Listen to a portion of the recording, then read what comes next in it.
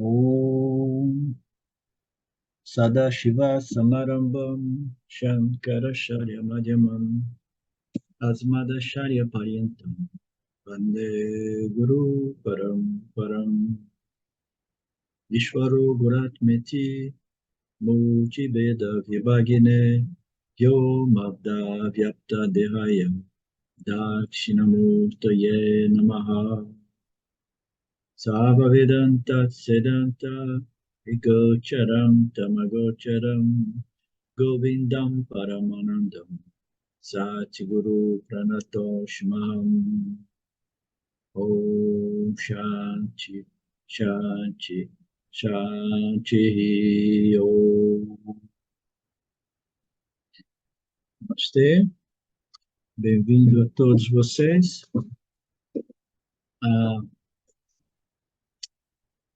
Capítulo 7, arquivo versos 11 ao 13. Nós estamos vendo os versos que descrevem a natureza de Ishvara, a natureza do Criador em seu aspecto Paraprakriti e Aparaprakriti.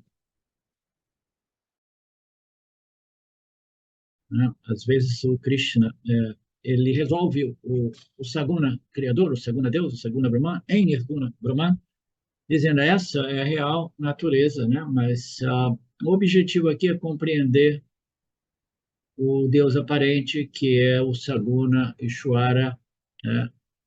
Referido como Apara Prakriti Bhagwan. O verso 13 diz que, iludido por muitos estados mentais, que são condicionados pelos três gunas, afetados, né, coloridos, né, pelos três gunas, este mundo inteiro não me conhece, pois eu estou muito além deste mundo. Eu sou o princípio imutável e as pessoas tendem somente a ver movimento e nomes, cores e formas. As pessoas têm muita dificuldade devido a quê? Devido a Rajoguna e Tamoguna e o fato deste universo ter sido desenhado de modo tal que os órgãos sensoriais do Jivatma estão voltados somente para captar os nomes, as cores, as formas e as propriedades e atributos de todos os objetos do universo. Né? A gente não pode realmente, né, se sentir totalmente responsável, porque essa ignorância é embutida na manifestação, pelo menos no âmbito deste planetinha nosso. Né? E o desenho de cada um de nós é tal, o desenho de construção de cada um é tal, que a gente não consegue ver aquilo que é imutável, aquilo que não faz nada, aquilo que não se modifica, e aquilo que é o mais sutil, mais invisível do invisível. Nós temos os cinco sentidos, e aí Ishvara, vendo a situação, diz assim, não, eu tenho, naquele planetinha ali, pelo menos naquele planetinha ali, nós temos que lançar um salva-vida, e a salva-vida é o quê? Bom, as escrituras, né? Então ele lança as escrituras, que aqui e ali é referida como nosso sexto sentido, ou nosso terceiro olho, né? O olho capaz de ver esse aspecto mais invisível, mais sutil do sutil, esse aspecto livre de modificação, movimento e de toda e qualquer qualidade, propriedade ou atributo. Não havendo um veículo sensorial para capturar isso, nos resta somente o quê? As escrituras e o guru. E a coisa não é assim tão simples, porque o indivíduo ele requer muito mérito espiritual, punha espiritual, para chegar às escrituras e ao guru.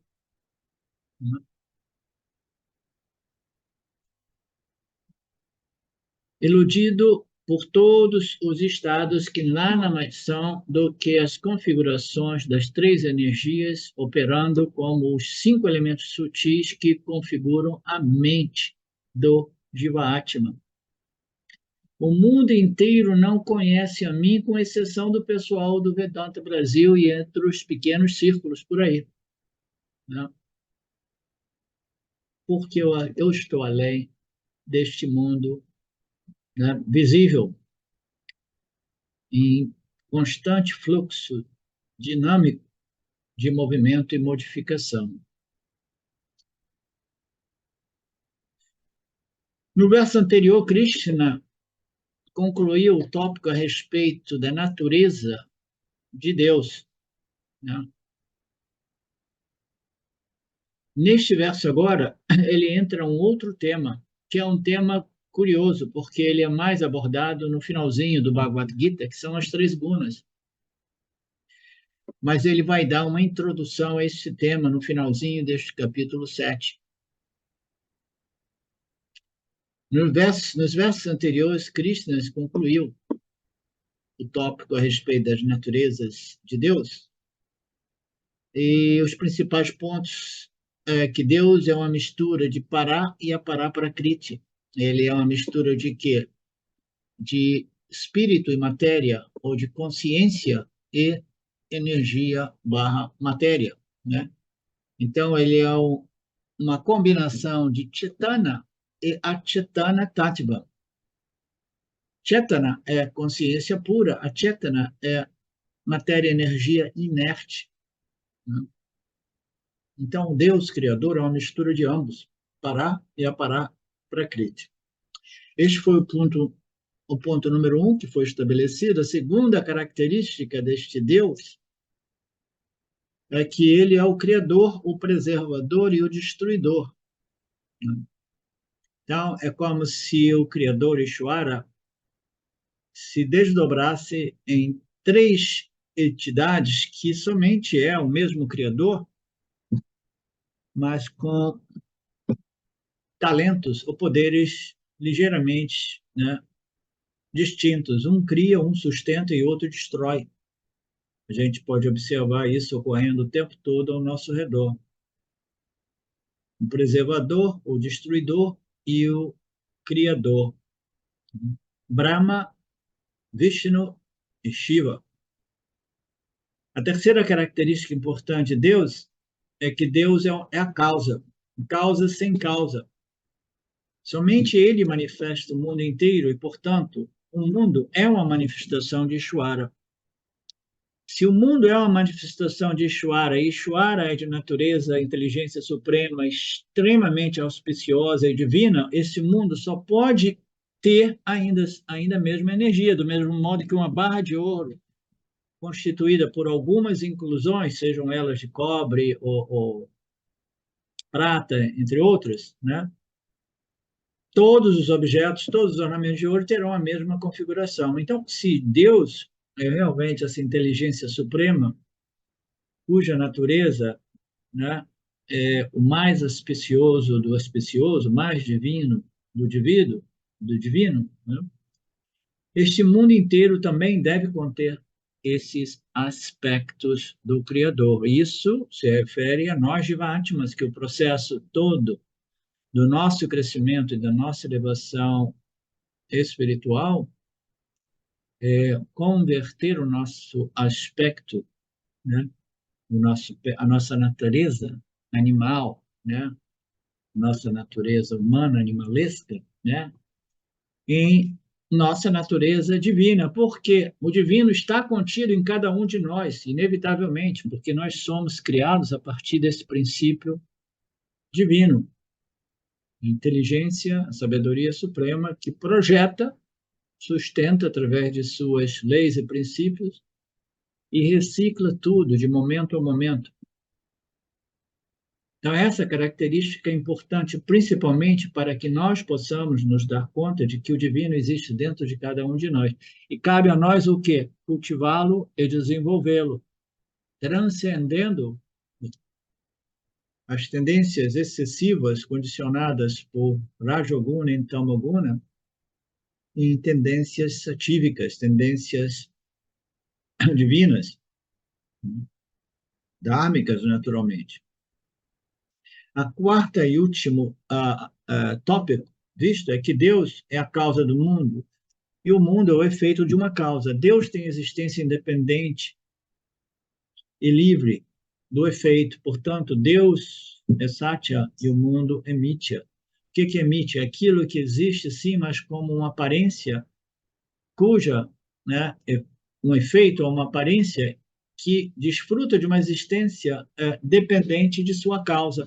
Todo o efeito de uma causa depende da causa, mas Ishvara é uma causa sem causa, como nós vimos, ele é órfão de uma causa antes dele, né? Então, Ishvara é a única realidade e ele é livre e independente. Nós, para aqueles de vocês que fizeram o Mandukya, nós lembramos que a maioria dos Upanishads definem Sati e Mithya, o Ishvara, o Criador, Brahman, como a causa do universo, e o universo é um efeito, portanto, a causa é Satya e o efeito é Mithya. E no Mandukya, o Upanishad, entre outros, né, eles definem ligeiramente diferente, principalmente no Mandukya. Ele define dizendo que Brahman é Satya porque ele não pode ser conhecido objetivamente. Existe um princípio que é o sujeito absoluto, que é Satya, e tudo aquilo que pode ser experimentado, experienciado, né, e testemunhado e conhecido é Mithya. Então, tudo aquilo que é conhecido ou testemunhado, experienciado, é um objeto de quê? De experiência, de conhecimento. E esse objeto de experiência e conhecimento existe dentro do âmbito de Satya, que é a consciência de natureza livre, independente, ilimitada e infinita, que é a nossa real natureza, porque o divino existe dentro de cada um de nós. Isso também já foi estabelecido agora. A quarta e última é que Deus, sendo a causa, segundo esta definição importantíssima, muito embora no final das contas, no Mandukya, esta definição foi editada, né? Mas não importa, qualquer definição de Mithya, ela serve a um determinado propósito, e nenhum dos Upanishads nega que existe uma realidade, e ela se chama Mithya, é aquilo que não é Sati, não é Asati, é algo diferente de Sati e Asati. Não é nem real, nem irreal, é aparentemente real. Não é nem existente, não existente, é algo diferente ou aparentemente existente. Todos os Upanishads dizem isso. Mas, ainda assim, nós precisamos compreender o modo qual esse Paraprakriti, ou este Saguna Brahman, através de um determinado poder, consegue a gente não jamais vai compreender, mas através de quais leis e princípios ele administra e rege esta projeção aparente, esta criação aparente, que serve o propósito para o Jiva-Atma aparente, individualizar, identificar e reivindicar a sua natureza Satya, a sua natureza divina, que é a mesma natureza de Brahman. Portanto, mais uma vez, precisamos compreender que Mithya é a única loca na qual os ensinamentos do Vedanta são relevantes. É para o Jiva Atma aparente, que vive dentro desta ordem aparente, que as escrituras aparentes, o Guru aparente, serve o propósito de revelar a natureza absoluta do Jiva Atma em Satya, porque o propósito parece ser esse, se libertar desta ignorância cósmica que amarra todo mundo no samsara, prende todo mundo naqueles gunas, Rajoguna, Tamoguna, que serve como um véu impedindo que nós possamos, né, identificar e reivindicar A nossa natureza como o quê? Como aquele princípio imutável, mais invisível do invisível, mais sutil do sutil, livre de modificação, livre de ação, o princípio consciência testemunha, que não é uma entidade que experiencia nada. O propósito parece ser esse. Independentemente do propósito ou não propósito existente dentro desta ordem aparente, permanece o fato de que, uma vez nós conheçamos esta nossa natureza intrínseca, que é livre, que é não sujeita a modificação, a gente relaxa e, finalmente, a gente desenvolve uma mente mais sábia e uma vida mais alegre, feliz e satisfeita. Satisfação. Todo mundo quer satisfação e a paz.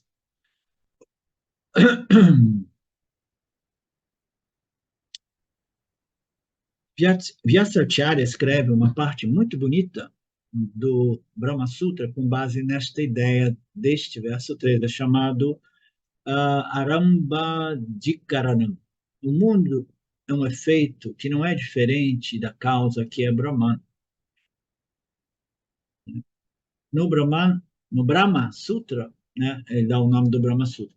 Então, o efeito não é diferente da causa, é uma das declarações mais importantes do Vedanta. Por quê? Porque este efeito, que nós chamamos o mundo, o universo, o cosmos, é um efeito diferente dos efeitos que ocorrem dentro do âmbito dos fenômenos causais, né, dentro de Mithya. Em Mithya, uma coisa se transforma em outra, se modifica para se tornar outra, e se torna um efeito que não pode ser revertido de volta para a sua causa. Mas, no caso da criação, a originação do universo, Brahman é a causa e o mundo é um efeito. Só que esse efeito, ele é efeito aparente, ele não é real. Portanto, é a única originação ou manifestação ou criação na qual a causa permanece inalterada, porque o efeito é somente uma projeção naquilo que é a única realidade, que é a consciência de todos nós. O aparato refletor que ocorre dentro do âmbito do Prakriti de Maya, que são os intelectos dos Jiva-Atmas refletindo este mundo, com a possibilidade e oportunidade de reconhecer que a única realidade é a natureza do aparato refletor, é a natureza do intelecto humano. Real natureza do intelecto humano.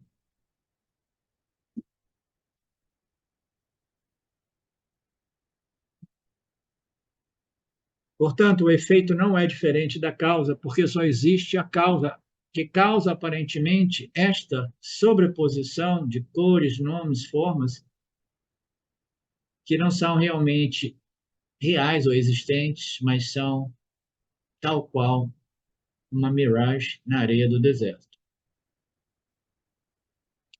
Então, com este tópico, Ishwara Svarupam termina. Agora nós vemos os versos seguintes. Neste verso 13, Krishna Guru quer apontar que os seres humanos sofrem no mundo, e este mundo nada mais é do que a plenitude de Brahman, mas eles sofrem por quê? Porque eles não possuem um intelecto capaz, nem mesmo com a ajuda das religiões, para reconhecer, para integrar, né, pelo menos Deus em suas vidas, reconhecer, desenvolver um relacionamento com Deus, de modo que sucessivamente o indivíduo possa parar de sofrer ao reconhecer que tudo isso não passa de uma miragem, de um sonho, de uma projeção, e que eu não tenho nenhuma necessidade de ficar aflito, do mesmo modo que eu não fico aflito quando eu vou no cinema assistir um filme de terror, filme dramático.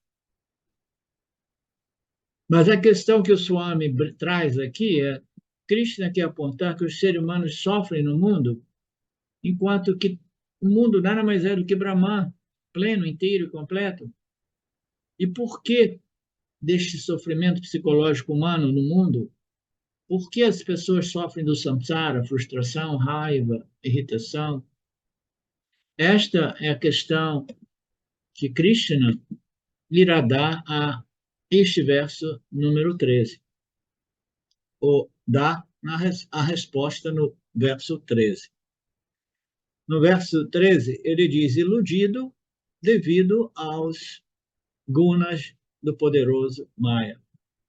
Porque eles sofrem excesso de Rajoguna, excesso de Tamoguna, que ilude o intelecto humano, compromete a nossa faculdade de determinação, discernimento, discriminação e compreensão, de modo tal que até mesmo, né, em contato com as escrituras, algumas pessoas permanecem iludidos. E nos versos seguintes ele vai falar dos deuses, os semideuses que ainda assim permanecem iludidos. Por quê? Por causa dos gunas do Maya. O Maya, poderoso, como é que se diz? Esses dias aqui na casa do meu irmão, eu ouvi esse termo. Ele gosta de pregar peças, né, nas pessoas,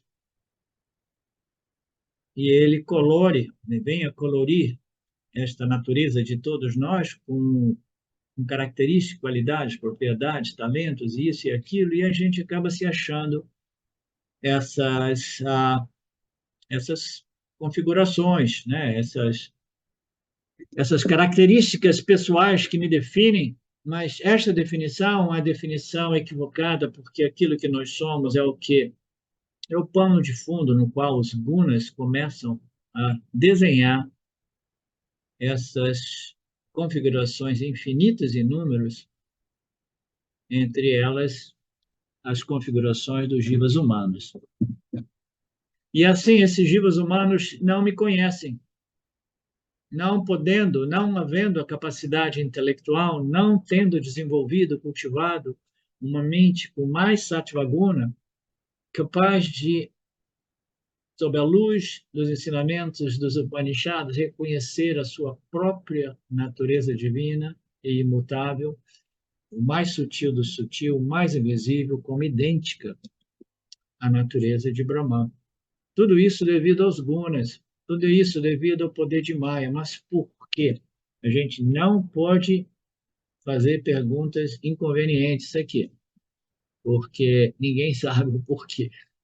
Eu tenho as minhas opiniões, mas as minhas opiniões não são realmente encontradas nas escrituras vedânticas. Tá?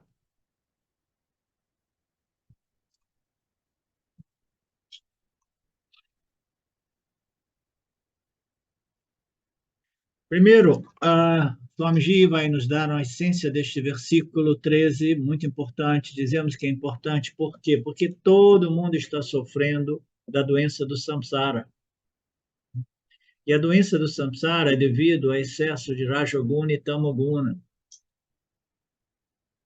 Por que as mentes dos humanos neste planeta são condicionadas por tanto Rajas e tanto Tamas não é conhecido por nenhum de nós e as escrituras não explicam esses detalhes. Mas o fato permanece que, pelo menos neste planetinha, a grandíssima maioria das pessoas não conhece nem mesmo Saguna Brahman, o que diremos de Nirguna Brahman, o princípio imutável, todo pervasivo, mais sutil e invisível do invisível. Este verso é importante porque está salientando ou ressaltando a problemática humana. E nós precisamos de fazer um diagnóstico acertado para toda e qualquer doença. E o ser humano sofre de uma doença crônica, coletiva, né? Que é a doença do samsara, sem que ela tenha sido diagnosticada devidamente. As escrituras do Vedanta, dos Vedas e dos Upanishads, elas vêm para produzir, fornecer o diagnóstico para esta doença, que causa esta insatisfação crônica inerente à experiência humana, com raríssimas exceções. Vocês estão me ouvindo? Aqueles de vocês que se sentirem inclinados de abrir o vídeo, eu agradeço. Portanto, o diagnóstico é importante. Sem o diagnóstico, a gente, né, fica perdido.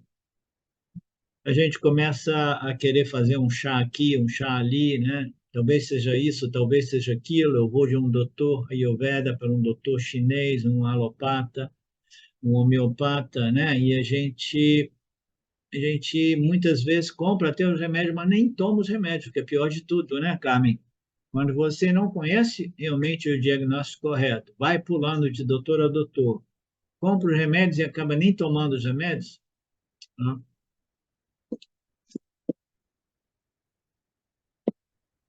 Sem diagnóstico não podemos continuar, né? Os remédios vão comprados, a gente abre, cheira e às vezes a gente nem toma e fecha ele imediatamente.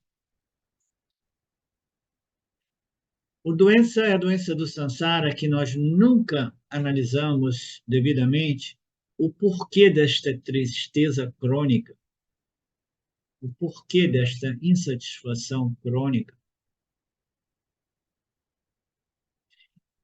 Ninguém nos oferece a possibilidade desta investigação, exceto as escrituras reveladas pelo Lord Ishwara, devido a uma compaixão enorme, né, a respeito dos seus jivas humanos. Ninguém tem interesse nesta análise, ninguém tem tempo para perder. Tempo é dinheiro e é melhor eu continuar no corre-corre do samsara. Muito embora a tristeza crônica esteja sempre mais consolidada, mas aí o que eu faço? Eu começo a me distrair, né? Eu vou me distraindo para quê? Para que essa doença crônica não venha à superfície, mas ela vem. Com a idade média, a idade avançada, ela vem. Aí as pessoas começam a sofrer distúrbios mentais, psíquicos, emocionais, psicológicos. No início, nós achamos que a distração irá resolver o problema, entretenimento, a busca pela diversão, kama, a busca pelos desejos de satisfação sensorial, a busca pela segurança, é tudo que existe na vida. Então, eu vou para o samsara, eu começo a correr, correr, correr. As escolas, a sociedade, a cultura, nenhum desses, né, dessas entidades irá me apontar para a doença e a necessidade de um diagnóstico preciso. Então, a gente vai passando pelos processos da vida, casando, separando, tendo filho, não tendo filho, trocando de emprego, comprando, ganhando dinheiro, perdendo tudo, trabalhando de novo. Vai passando pelo drama humano, sem jamais nem mesmo considerar uma avaliação védica precisa para individualizar o diagnóstico da doença. O indivíduo cai no materialismo, né? E essa doença existencial jamais é identificada porque ninguém faz o diagnóstico. Qual é o diagnóstico? Krishna dá neste verso: excesso de Rajoguna, Tamoguna, uma mente extrovertida que se tornou materialista, distraída, dispersa, inquieta, nervosa, deprimida, excitada. O diagnóstico, qual é o diagnóstico? Todo o universo é uma mistura de duas coisas: o aspecto divino, que é senciente, e o aspecto matéria-energia, que é inerte, para e aparaprakriti. Consciência e matéria inerte. Dizemos que Paraprakriti é o princípio da consciência, E esse princípio da consciência é o mais invisível, o mais sutil, o mais pervasivo e imperceptível, que não permite o intelecto humano a conhecê-lo através dos 5 canais de percepção. Dizemos que Paraprakriti é o princípio consciência, livre de qualquer propriedade. Aquilo que não existe nenhuma característica de propriedade é quase impossível de ser até mesmo descrito. Você vê a dificuldade de todos os professores de Vedanta de descrever a natureza do eu, do Jivatma, que é a natureza de Brahman, porque como você vai descrever algo que não existe nenhuma propriedade, qualidade, atributo? Ela é imutável, sem forma, sem cor, sem propriedade, sem alteração. É a consciência, é Paraprakriti.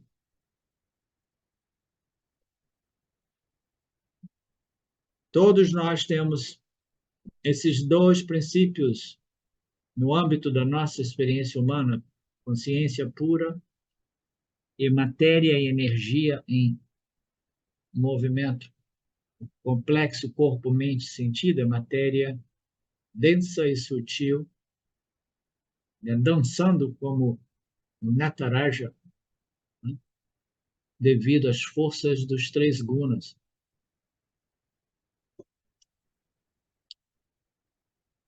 Os 3 gunas, Rajoguna, Tamoguna, que existem dentro do âmbito de um guna, que é o guna que não dança.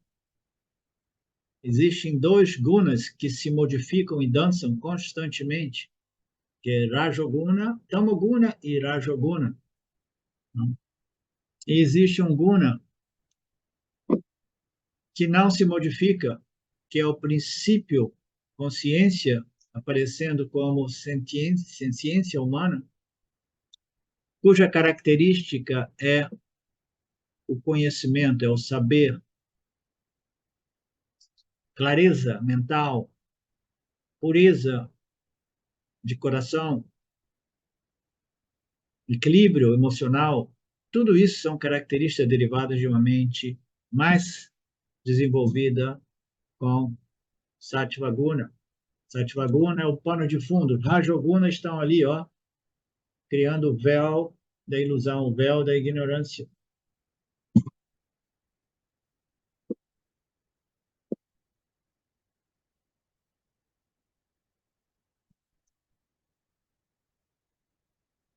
Portanto, Krishna diz que nós permanecemos distraídos por tudo aquilo condicionado por tamoguna, os namarupas, os nomes, as cores, as formas e as cores que nós atribuímos nomes, que atribuímos qualidades e atributos, a gente permanece distraído no mundo do visível, no mundo do tangível, no mundo do perceptível. Diz que nós somos distraídos e atraídos pelo Aparaprakriti de Maya, que nada mais é do que matéria e energia.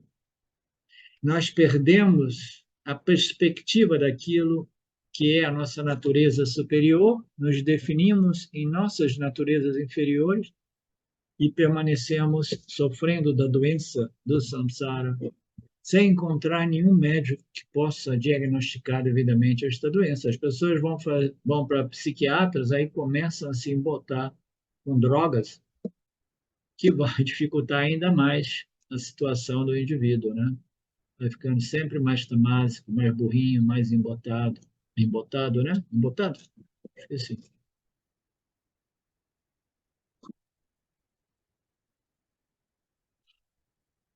Exatamente como no exemplo que eu dei, então levando a mão, se movimento, você se distrairá. Então, o exemplo da mão e da luz, você vê a mão em movimento, você não vê a luz, né?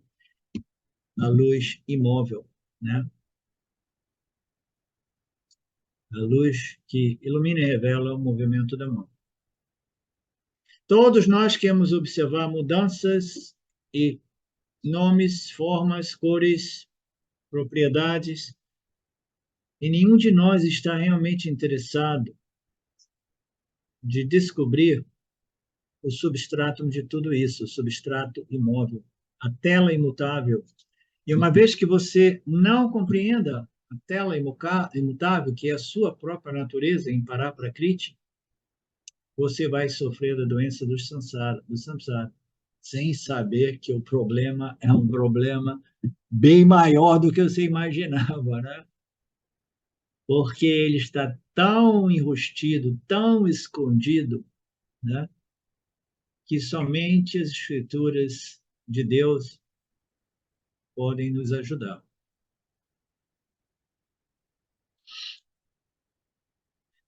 Nosso problema é perder a perspectiva daquilo que é Paraprakriti, o substrato de todo este universo, o substrato do complexo corpo-mente. É isso que Krishna vai dizer no verso seguinte e os outros, que nós veremos agora, porque a aula continua. Próximo arquivo. Então, no início, ele faz um recap, que não é muito relevante, porque nós não estamos reiniciando uma aula depois de uma semana, para que a gente precise fazer uma contextualização da continuação. O princípio matéria, energia, e o princípio consciência, para e aparakriti, um é dito ser a natureza superior de Brahman, a natureza superior do Jiva-Atma, e o outro a natureza inferior. Tendo dado tanta descrição, agora Krishna está num assunto mais importante, mais crucial. Se Deus é divino, por que o ser humano deve sofrer tanto a doença do samsara? Se Deus é divino, se a barra de ouro contém, né, ouro, as configurações ou os ornamentos de ouro também devem conter ouro. Se Deus é a causa e o mundo não é feito desta causa, até mesmo os Jiva-Atmas também contém o elemento divino dentro de cada um de si. Esse é o ponto-chave aqui, para que a gente não perca essa perspectiva. Não estamos falando de um problema humano comum, corriqueiro, estamos falando de um problema existencial, coletivo, que toda a humanidade neste planeta sofre, a doença do samsara, o sentimento de insegurança, de medo, de desejo por completude, né? Necessidade de apoio, de bengalas, de moletas, que me deem uma sensação de segurança, né? Uma sensação de carência constante, isso e aquilo está faltando, me deem, me amem, me apoiem. Todo mundo sofre dessa doença do samsara, é um tipo de desconforto ou mal-estar crônico, como eu costumo dizer ultimamente.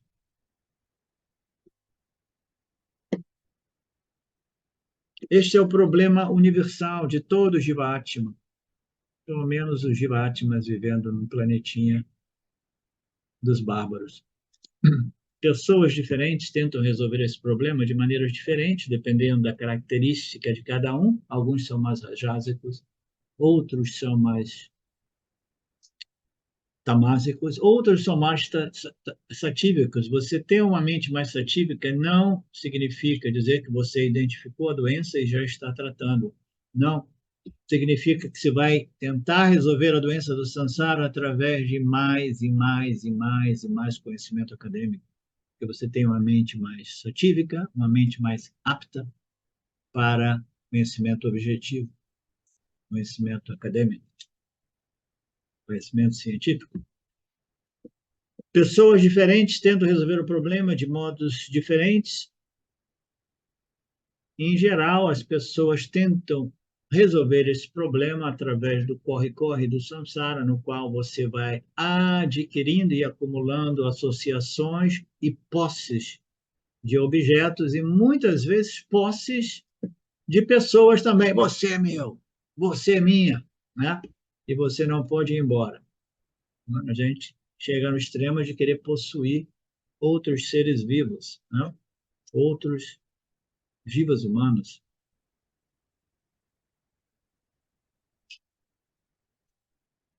O problema se chama samsara. A doença do samsara requer um remédio específico Esses próximos dois versos são importantes porque eles apresentam o remédio. O 13º apresenta o diagnóstico e o verso seguinte deve apresentar o remédio, que não é realmente um comprimido ou uma injeção, né? Mas é o conhecimento espiritual que é o único remédio contra a doença do samsara. Porque a doença do samsara, fundamentalmente, é devido ao quê? À ignorância espiritual, a ignorância de minha natureza divina, que inicia com a minha ignorância a respeito de Saguna Brahman, de Deus. Eu rejeitei Deus, eu negligenciei Deus, eu simplesmente descartei Deus e me torno, portanto, um ser materialista. E um ser materialista, inevitavelmente, é um ser governado por muita ignorância espiritual. A ignorância, a sabedoria espiritual inicia com o conhecimento a respeito de Saguna Brahman, que somente em sua fase conclusiva, no estágio conclusivo de desenvolvimento, alcança a compreensão da natureza nirguna de Brahman, como a nossa própria natureza.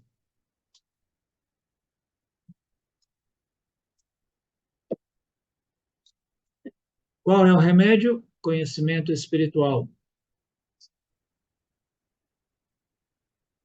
Acontece que a natureza superior de Brahman é um princípio sem forma, mas, devido à compaixão de Brahman sem forma, ele se apresenta como Brahman com forma, Brahman colorido pelos atributos divinos, né, que são possíveis através dos gunas de Maya.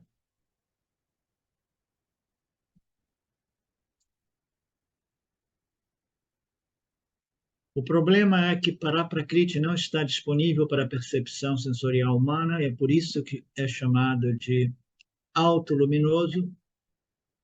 A prameia não é necessário agora. A prameia, o que significa o que? Não disponível para a percepção sensorial. Prameia disponível para a percepção sensorial, a prameia não disponível para a percepção sensorial. Ele é autoluminoso, mas ele não possui nome, cores, formas e atributos. Mas ainda assim ele brilha. Ele brilha como o quê? Como a mente e o mundo. O universo físico material e o universo sutil. Ele brilha como o intelecto humano no corpo sutil de cada ser sentiente neste planeta. Esta é a dificuldade. A prameia não disponível para a percepção sensorial. Como você vai perceber Brahman, que é livre de gunas, é nirguna, portanto não possui nenhuma propriedade? Se não possui a propriedade do toque, do som, do sabor, do cheiro, da audição, como é que eu vou conhecer essa coisa? Então, nós não reconhecemos, não percebemos. E quando o pessoal diz, mas existe Saguna Brahman, que é, né, uma divindade maravilhosa, você pode escolher a sua, né, e que ela é mais tangível. E ele é o criador, esta entidade é uma inteligência que aparentemente cria, sustenta e destrói tudo quando enche o saco de tudo isso, né? Aí o cara diz, não, não, não, essa história é conto de carochinha, não lembro qual é a expressão, né? E eu não acredito nessas bobagens, não. Para mim, o que existe realmente é a matéria, né? E a consciência humana é um produto da matéria, que ocorre por acaso, não existe uma ordem inteligente, não existe mérito, tudo é uma loteria, né? E eu quero ganhar na loteria e me tornar mais um milionário para, né, me lambuzar consumindo as experiências do samsara. Não é assim, Mariné? Hum? Sim? Ainda bem que a gente tem o Vedanta Brasil, né?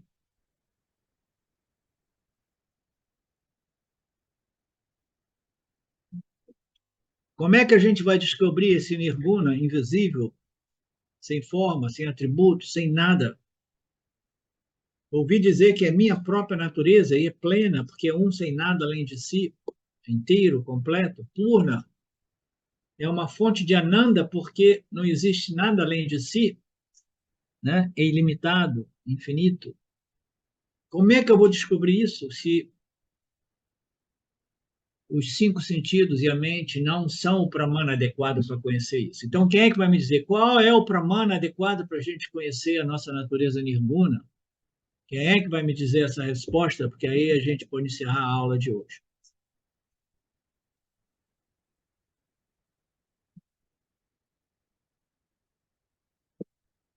Todo conhecimento requer um meio de conhecimento, um pramana.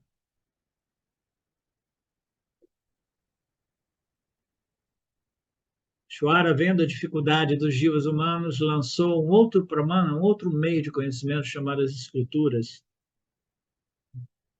Aí, vendo que as escrituras não bastavam, lançou os gurus também.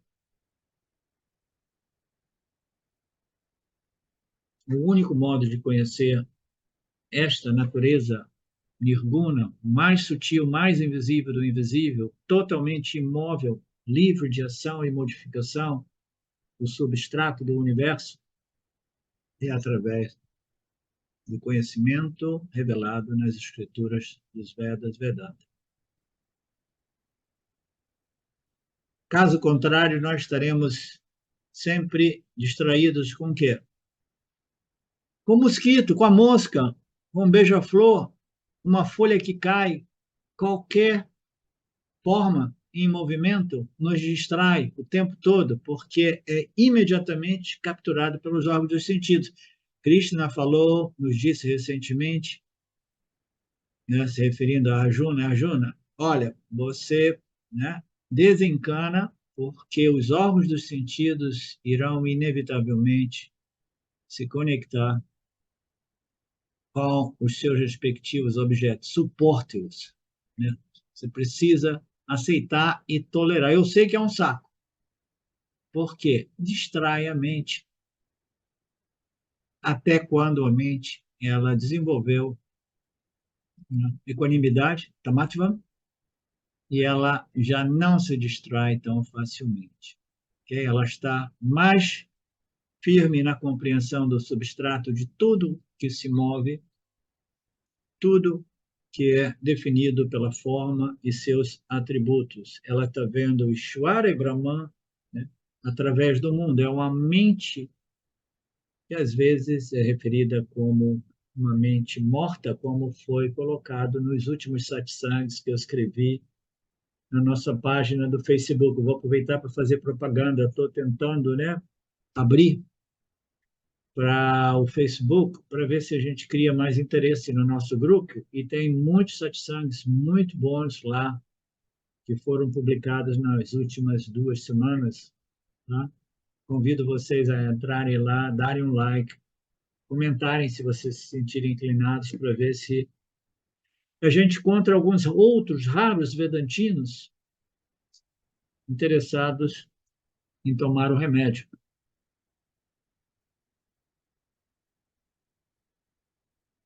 Todos nós permanecemos inicialmente ocupados e distraídos por essa maravilhosa projeção criada por Maya, o Aparaprakriti, chamado o universo aparente. É por isso que Krishna mais tarde chamará Aparaprakriti de uma ilusão, tal qual a ilusão dos sonhos, assim como a história purânica, como Avatara feminino de Vishnu, Mohini, veio e os asuras, demônios, foram atraídos por Mohini. Ele não vai contar esta história, mas Mohini foi uma asura que sabia, com poderes siddhis, né, se tornou numa figura feminina muito atraente para destruir todos aqueles que ela entendeva destruir. Maya é tal qual este poder de atração e de distração, né, que amarra o intelecto humano, na consciência humana, no samsara, dando pouca chance de saída.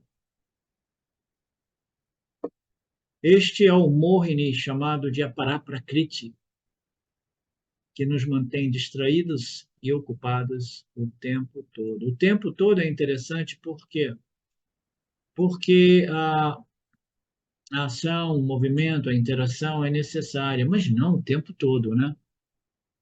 Mas, em geral, a gente permanece enganjado na interação, distração, ocupação, quase que o tempo todo, até que as nossas energias, né, elas vão se modificando, aí a mente e o corpo-mente se torna mais condicionado por tama guna, aí o cansaço bate, aí você já não consegue permanecer tão distraído, ocupado, e você tira uma soneca, ou dorme se for de noite.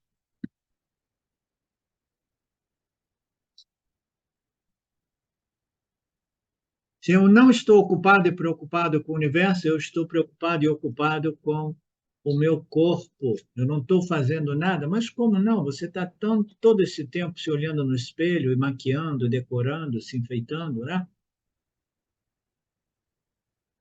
Se eu não tenho problema de obsessão com o meu corpo físico, eu fico o quê? Amarrado, preso, preocupado, lendo livros e livros e livros, porque a minha história é o conhecimento acadêmico.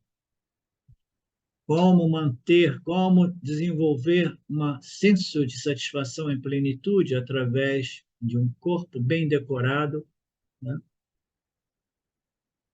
Através de uma forma física, né? Em boa saúde. Tudo isso devido ao poder de Rajoguna e Tamoguna, de distrair e ocupar o ser humano quase que o tempo todo.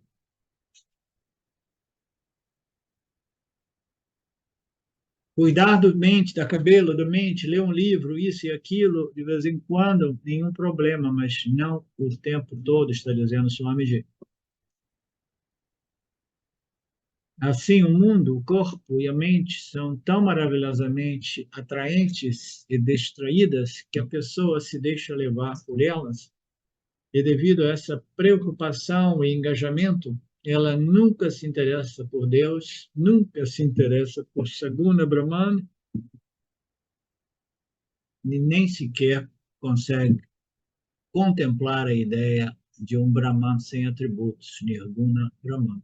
Portanto, Krishna nos conta no verso 13, este mundo inteiro está iludido devido ao poder de Rajoguna e Tamoguna, de Maya, que condiciona o estado mental do Jiva-Atma, né?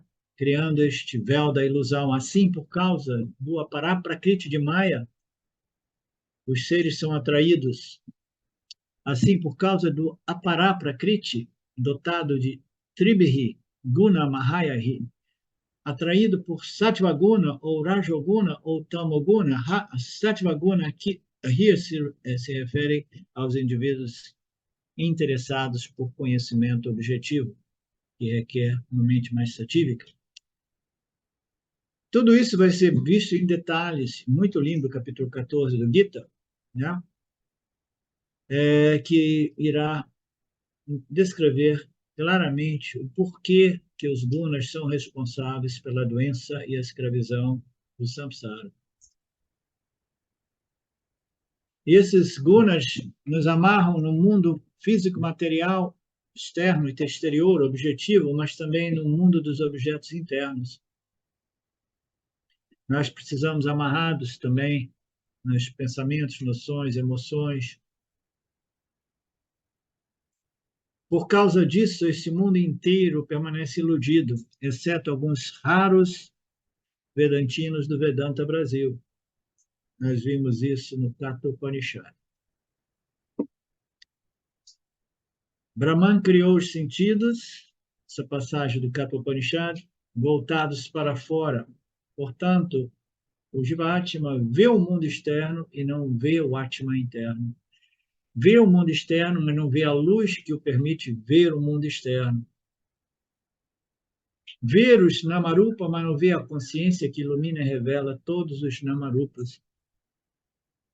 Porém, alguns Jivatmas sábios, aqueles que, por mérito e esforço, desenvolveram uma mente satívica que os conduziram às escrituras dos Upanishads e que iniciou a busca pela imortalidade, somente esses raros indivíduos revertem essa visão extrovertida e começam a ver claramente o Atma interno como a única realidade, sempre pura e sempre livre da problemática do mundo. Muito bonito essa passagem do Cato.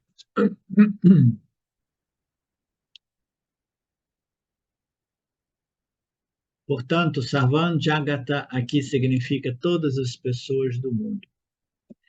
O mundo Jagata significa a humanidade como um todo. Se os animais são levados embora daqui, a gente não pode reclamar, porque eles não devem vir, eles não podem reconhecer a natureza Paraprakriti.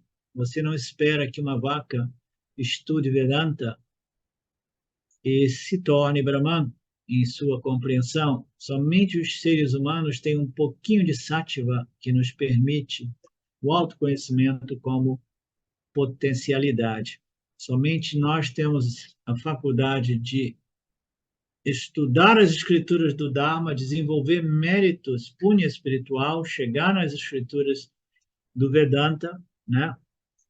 Até reconhecermos e reivindicarmos a nossa natureza superior em Brahman, mais sutil e invisível, livre de atributos, livre de modificação e ação e movimento. Mas parece que ninguém tem tempo.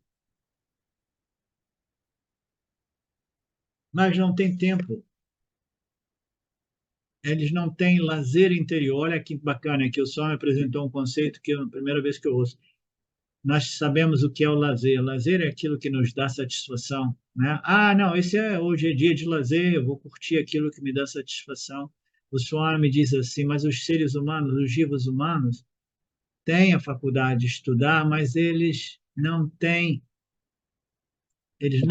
tempo nem lazer. Não, eu tenho um intelecto, eu posso estudar as escrituras, mas eu não tenho nem tempo. E eu não tenho lazer interior. Olha que bonito, lazer interior. Imagina aquela pessoa que tem um prazer enorme ao estudar e contemplar os ensinamentos das escrituras, né? Lazer interior, né? Muito lindo.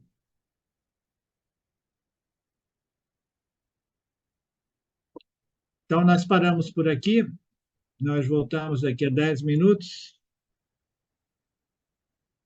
Om Purnamada Purnamidam Purnamudachyate Purnasya Purnamadaya Purnamevavashishate Om Shanti Shanti Shanti Om. Namastê. Olá, queria trazer aqui para vocês o quanto eu tenho me beneficiado dos ensinamentos do Vedanta. Esses ensinamentos do Vedanta, eles mudaram a minha vida, o meu estilo de vida, né? A partir de uma compreensão sobre Jagata, o mundo, sobre essa pura inteligência Ishvara, sobre o Jiva, né? A mente, o funcionamento, sobre a aplicação do Karma Yoga diariamente na vida, o quanto isso beneficia a purificação da mente, né? Para poder daí acessar aquilo que é mais valioso. Aliás, eu diria sem valor estimável, inestimável, né? Uma riqueza profunda, que é a compreensão sobre os ensinamentos de Satya, a consciência, a existência ilimitada que sou. Bom, Eu sou uma aluna de Vedanta, desse grupo, Vedanta Brasil, que iniciei a jornada, estou no começo da jornada, mas essa jornada seria impossível sem o apoio diário de um professor qualificado, o professor Arlindo Nagar, nosso professor, que dedica a sua vida, que dedica as batidas do seu coração exclusivamente para o ensino do Vedanta. Ele gosta de usar a frase, o coração que se doa, recebe. Então ele é esse coração que doa. E aí a minha pergunta e o meu convite é: e você? Tem se beneficiado também dos ensinamentos, da compreensão, da clareza desses ensinamentos que são trazidos para nós? Sim? Se sim, o coração que doa, recebe. Então, o convite é: se você se beneficia, você pode também fazer uma doação. Essa doação, ela é necessária, apropriada, para a manutenção, né, desse ensinamento vivo diariamente para nós. E é um convite para que a gente possa nutrir esse grupo com o dar e o receber. E se você se beneficia, tenho certeza, qualquer valor mensal é suficiente. É o valor que o seu coração sentir, mas é um valor apropriado.